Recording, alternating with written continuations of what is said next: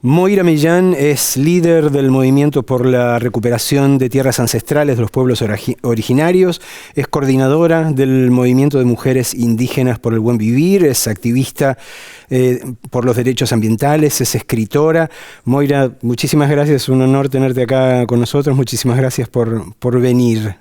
Mari, un gusto, una alegría estar con vos.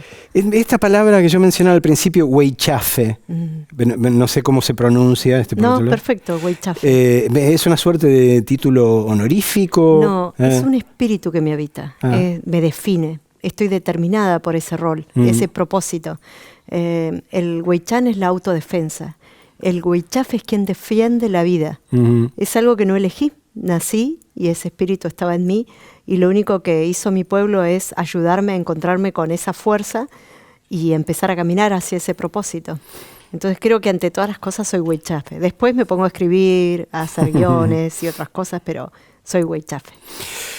¿Qué recuerdo tenés, si es que tenés alguno, del 10 de diciembre de 1983, del momento en que formalmente retornó la democracia a la Argentina cuando asumió Alfonsín? Eras muy chiquita todavía, ¿no?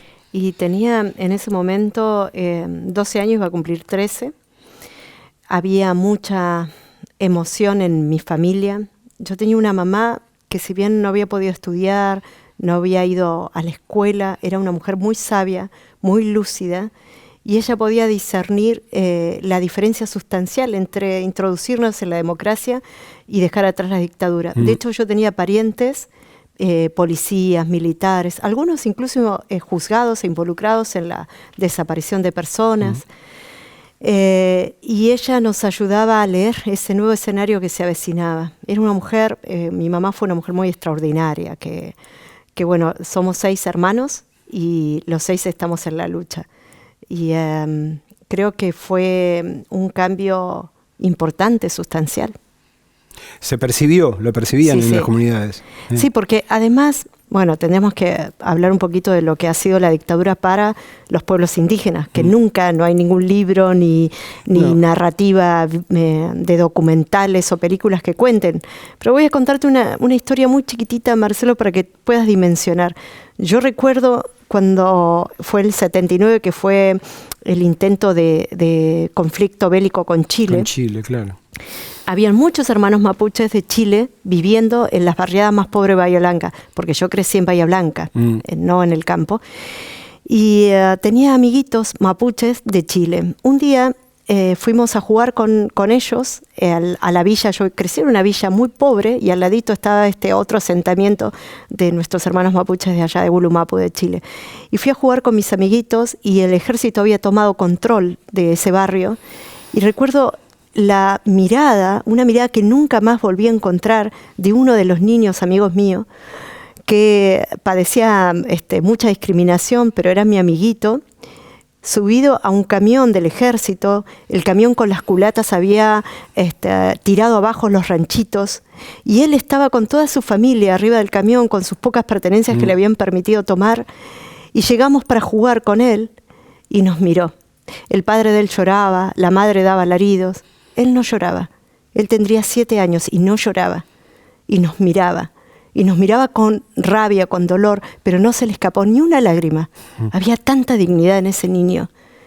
Y esa dictadura militar está plagada de injusticias no narradas en este país. Entonces, claro, había mucha expectativa. Entrábamos a la democracia. Tal vez había posibilidad no solamente de la palabra, sino de reconstruirnos nuestra vida desde la identidad a la cual pertenecíamos. Y yo creo que de alguna manera, pese a las vicisitudes y al negacionismo político histórico que hasta el momento padecemos, lo estamos transitando. Hemos logrado darnos a conocer y demostrar que en este país hay una multiplicidad de naciones indígenas y que somos plurinacional, pese a que no está formalmente reconocido.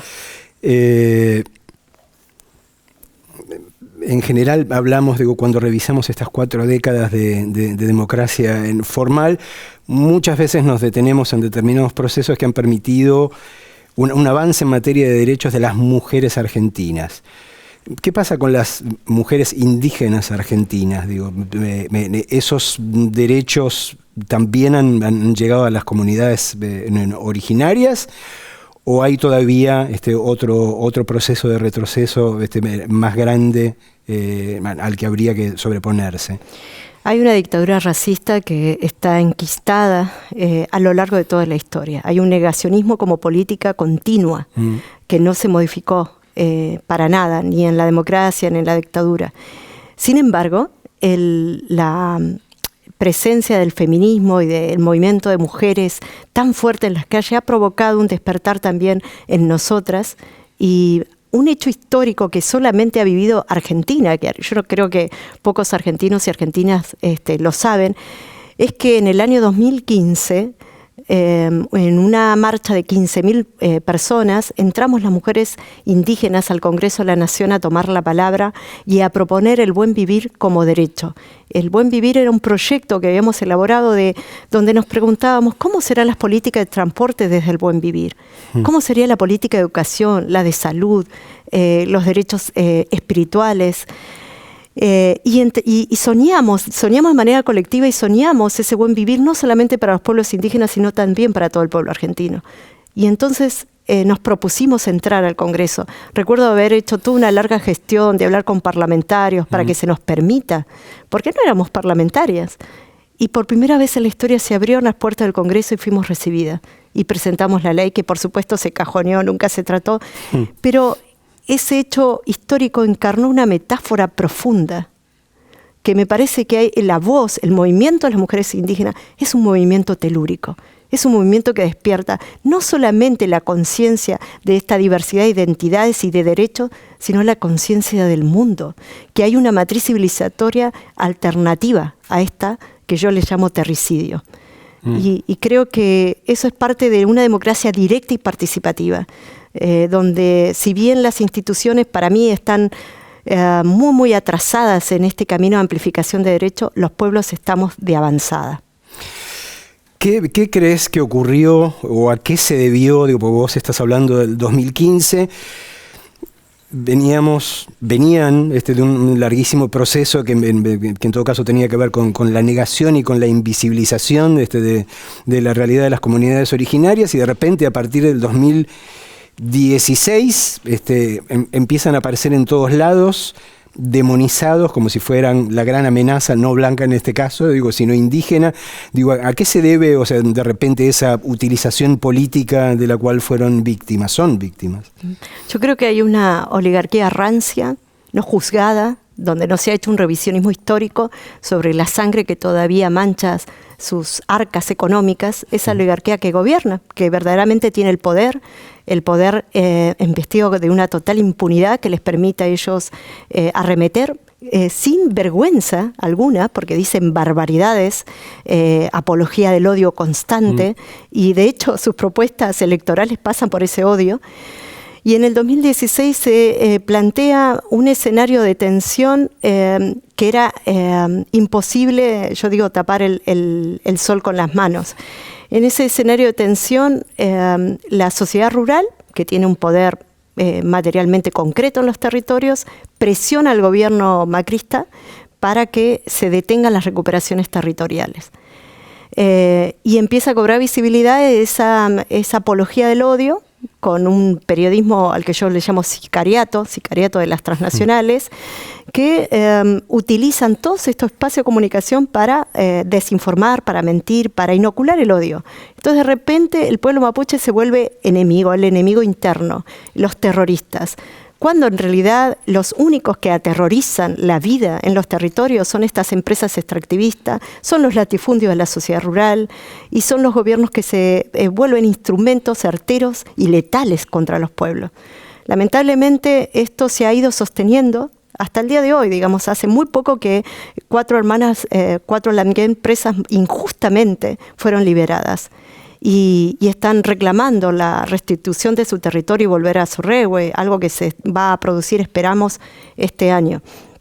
Entonces, ¿cómo es que el pueblo mapuche, que ha vivido 14.000 años en armonía con la naturaleza, de la noche a la mañana se convierte en un núcleo terrorista? Es la construcción no solamente mentirosa, sino odiante de una casta que lamentablemente sigue ejerciendo presión y poder en todas las intersecciones y en todas los espacios estratégicos del gobierno. Es Julio Argentino Roca reproduciéndose. Mira lo que sigue pasando en Jujuy, ¿no? Tremendo. En ese contexto del que hablabas es donde ocurren los crímenes de Santiago Maldonado, de Rafa Nahuel. Digo, ¿cómo se vivió al interior de las comunidades originarias este tipo de violencias tan expresas y definitivas? Bueno, se vivió con mucha impotencia, con mucho dolor. Impotencia porque institucionalmente solos no sabíamos cómo reclamar justicia.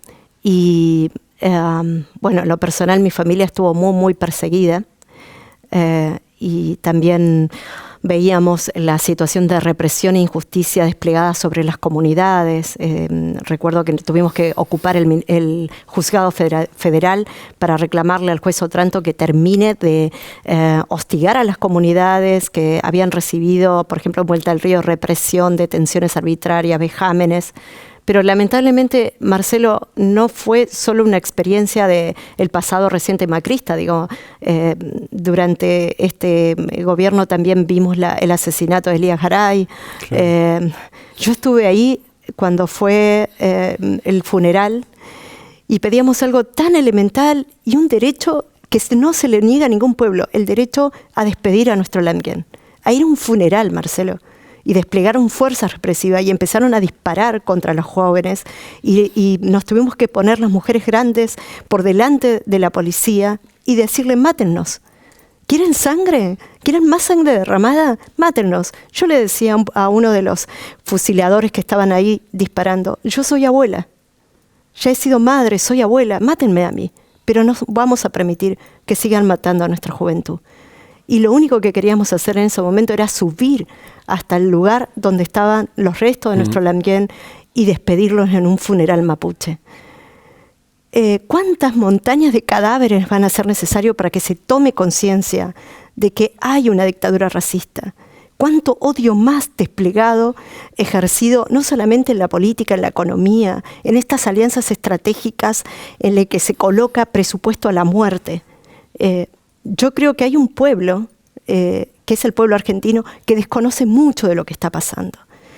Y de nuestro lugar como mujeres indígenas, nosotras queremos que la democracia sea una mapucracia. Empecemos a vivir de acuerdo al orden cósmico, a escuchar a la tierra. Y ese orden cósmico plantea reciprocidad, respeto y amorosidad entre todos los seres. Si no hay una democracia que se plantee vivir así, entonces esa democracia no vale la pena. No podría haber democracia sin buen vivir, claramente. Digo, no pueden ser términos opuestos, ¿no? Moira, ¿qué deudas tiene precisamente la democracia, esta democracia que tenemos con los mapuches? Yo sé que necesitarías un programa de 62 horas de duración, pero las primeras que te vienen a la mente. Lo primero que quiero aclarar es que cuando se utiliza la palabra reparación histórica es irresponsable, es irreparable. Pueblos enteros que fueron arrasados de la vida de este planeta, cantos, ceremonias, danzas que nunca jamás escucharemos, saberes que podrían contribuir hoy a construir una matriz civilizatoria que proponga la vida y no la muerte, y que ya no van a estar esas voces porque fueron exterminadas. Entonces no hay reparación histórica. Lo que puede haber ahora, y me parece oportuno y necesario, es construir un diálogo de respeto, un diálogo por la vida, ver cómo podemos estar pensando en un modelo de sociedad y un modelo de mundo o de país que proponga la vida como lo más sagrado y no la propiedad privada. Son mundos antagónicos, no es solo la democracia.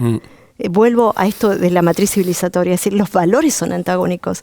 En nombre del orden institucional se justifica la destrucción permanente del orden cósmico.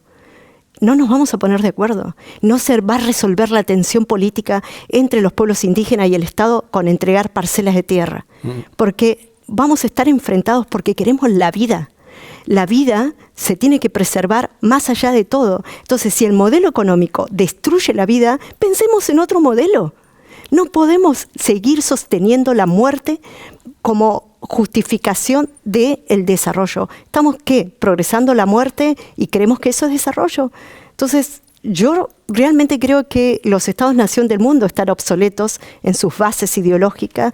Vamos a tener que reconstituirnos como humanidad. Y no hay tiempo. Eso es lo más triste. No hay tiempo. Es el tiempo que perdemos, y no quiero ni entrar a hablar en la coyuntura, porque es patético.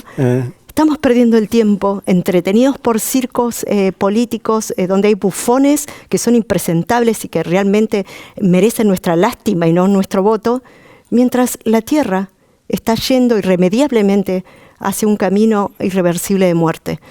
No perdamos tiempo, Marcelo. Hay niñeces que están necesitando de nuestra sabiduría, de nuestra decisión determinante de abrazar la vida, porque el día de mañana, cuando ellos revisen la historia, y no quiero imaginar las calamidades que les espera, van a decir, ¿qué hicimos nosotros para detener esto?